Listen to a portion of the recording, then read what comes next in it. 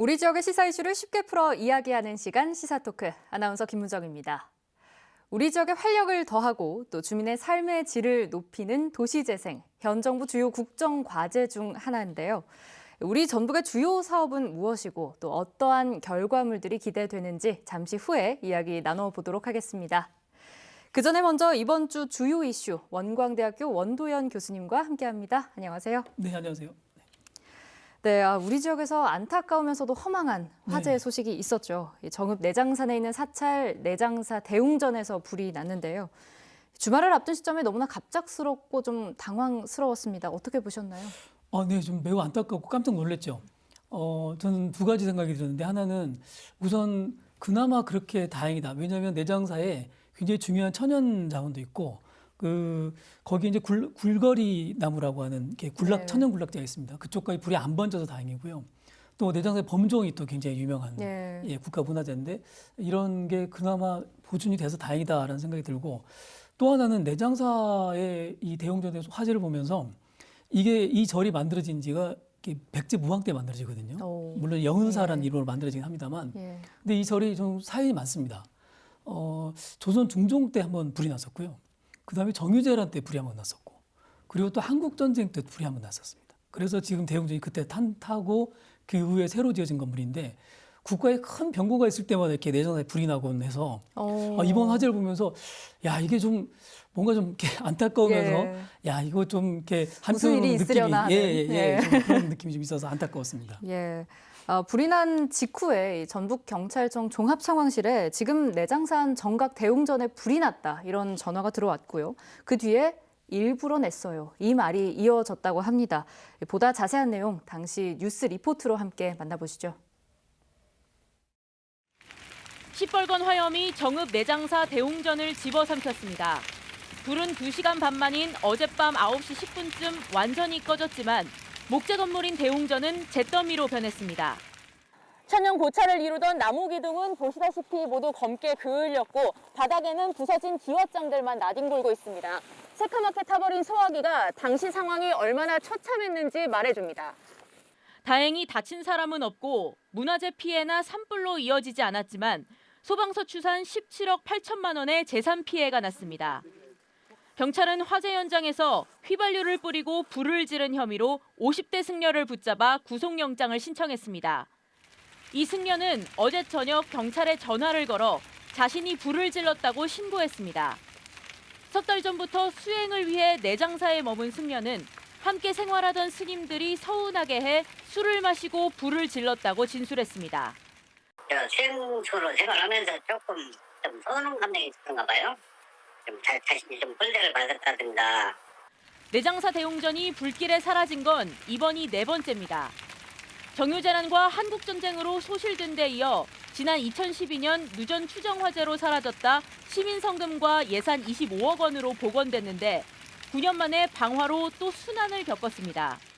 또 참하루 지켜내지 못하고 소실된 데 대해서 참 뼈아픈 아픔을 느끼고 대한불교 조계종은 방화범으로 붙잡힌 승려를 최고 수위로 징계하겠다고 밝혔습니다. 경찰과 소방당국은 모레 국립과학수사연구원과 합동감식을 진행할 예정입니다. 네, 불은 2시간 만에 진화가 됐지만 목조로 이루어진 대웅전 건물이 모두 소실되고 말았습니다. 진실 공방이 이어지고 있는데 구속된 승려는 사찰 내에 따돌림이 있었고 승려들에게 서운함을 느껴서 술을 마신 뒤에 우발적으로 범행을 저질렀다고 진술을 했는데요. 이 소식을 듣는 시청자분들의 머릿속에 스쳐 지나가는 과거의 사건이 하나 있으리라는 생각이 듭니다. 바로 지난 2008년 국보 1호 숭례문 방화 사건이죠. 역시 우발적인 방화였는데 이 사건도 굉장히 충격적이었습니다. 그렇죠. 예. 이제 사실은 이 사찰이 화재로 소실된 경우 중에는 2005년에 동해안 산불 때 낙산사가 또 이렇게 탔지 않습니까? 그때도 매우 안타까웠는데 낙산사야 우리 사람이로 어쩔 수 없는 그런 이제 환경에 또 치지만 숭례문이나 이번 경우는 좀 어이없는 일이죠. 그러니까 이게 저는 우리 문화재가 가지고 있는 어떤 성격이라는 게 있지 않습니까? 그러니까 문화유산을 대하는 시민적 태도가 사실은 그 사회가 가지고 있는 시민적인 성숙도를 말해주는 것이기도 하고 또 문화재가 역사유산으로 존재하는 것만이 아니라 우리 삶의 거울이 되지 않습니까? 그게 굉장히 소중하고 중요한 자산인데 이게 우발적으로 뭐 화가 났다고 해서 막 불을 질러버리고 이럴 수 있다는 게 참 네. 상상이 납득이 잘 안 되죠. 아직 우리 사회가 좀 상당한 정도의 시민적 성숙이 아직도 한참 더 가야 되겠구나 이런 생각과 함께 참 안타깝다 이렇게 생각이 듭니다. 네, 이번 불로 약 17억 8천만 원 상당의 피해가 났다고 하고요. 정읍 시민들은 물론이고 우리 국민 모두가 또 아름다운 천년 고찰 하나를 잃게 됐습니다.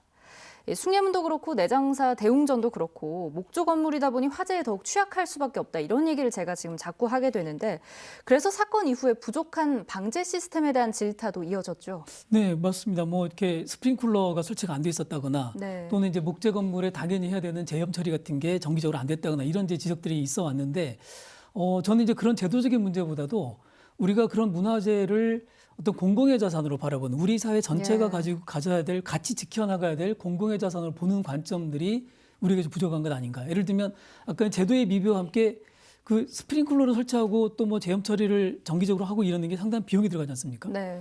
근데 이런 비용들이